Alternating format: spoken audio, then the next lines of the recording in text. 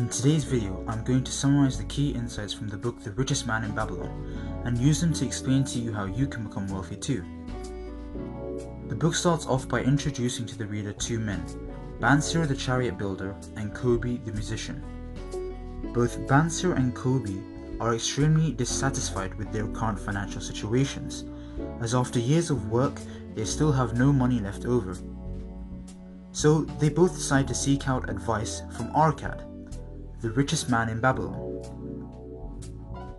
The main focus of this video is going to be on that very man Arkad's teachings and the advice he gave to those who sought it. Arkad's main teachings can be summarized into something referred to in the book as the 7 cures for a lean purse. The first cure is start thy purse to fattening, and this cure is based on the concept that a part of all I earn is mine to keep. What does this mean? Well, most people pay the government, the butcher, the store owner, and everybody except for themselves. This is what this cure is referring to. In modern day terms, this is basically the equivalent of a savings rate, and in the book, a minimum 10% savings rate is frequently used. So this could be an ideal starting point for anyone wanting to implement Arkad's teachings. The second cure is control thy expenditures.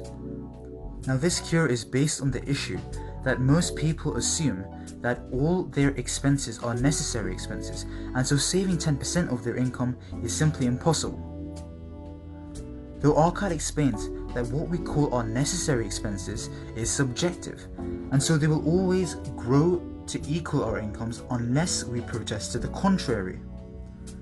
In other words, some of your expenditures that you may think are necessary are actually not, and if you had to live on a tighter budget, you would find a way to cut certain things out. The third cure is make thy gold multiply. This is important, as yes, you can save money through the first two cures, but it is the concept of compound interest, where your interest earns you more interest, that you need to use to really make a fortune, as opposed to simply building up your savings. The book gives us an example of a farmer who invests 10 silvers on behalf of his newborn son, and we learn how, due to compound interest, by the time the farmer's son had turned 20, the original 10 silvers had now become 30.5 silvers, and when the son had turned 50 years old, there were 167 silvers. Now looking at the next cure, one must guard thy treasures from loss, as there is no point of saving and investing if you simply end up losing the principal. So you must be careful to either consult the wisdom of those who are experienced in the handling of money for profit, or to ensure that you entrust your principal to where it is safe, ideally with someone who is an expert in whatever area you are putting your money to work in. Now, the fifth cure states, make of thy dwelling a profitable investment. Now, what Arkad is saying with this fifth cure is that one should own thy room, as this can actually help to reduce one's overall cost of living. Though in today's time, renting could still be better, say if one needs to move around areas regularly. Now back to the concept of investing. Cure 6 says, one must ensure a future income. Why? Well, this is because of the cycle of life, as everyone will eventually grow old, and so it is stated that one should provide in advance for the needs of one's growing age and the protection of one's family. You must make preparation for a suitable income when those days come.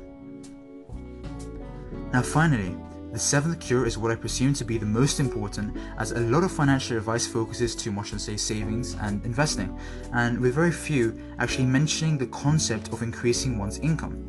So cure number 7 is to increase thy ability to earn. So the book discusses how, in order to increase your income, you need to have very strong and definite desires to do so. So by this I mean, let me give you an example. One may be that you want to make an extra £50 a month. So this way your income can increase, say in slow increments, and then you can slowly increase your goals and aim for large amounts simultaneously alongside your increasing capabilities. Also, one more thing when it comes to desires, they must be simple and definite in order to prevent them from becoming too confusing for you to follow. So now, in short, those were the 7 cures to a lean purse, which I think were one of the key insights from the Richest Man in Babylon. Now, before I end this video, I want you to think of how you can implement these cures into your life too. So you could start as something, say, as simple as allocating, say, 10% of your income into a savings account. So you can start with one cure and gradually work towards following all of these cures and watch how your financial situation begins to change. I'll be releasing another video on Thursday, so thanks for watching. I hope you found this video useful, and see you then.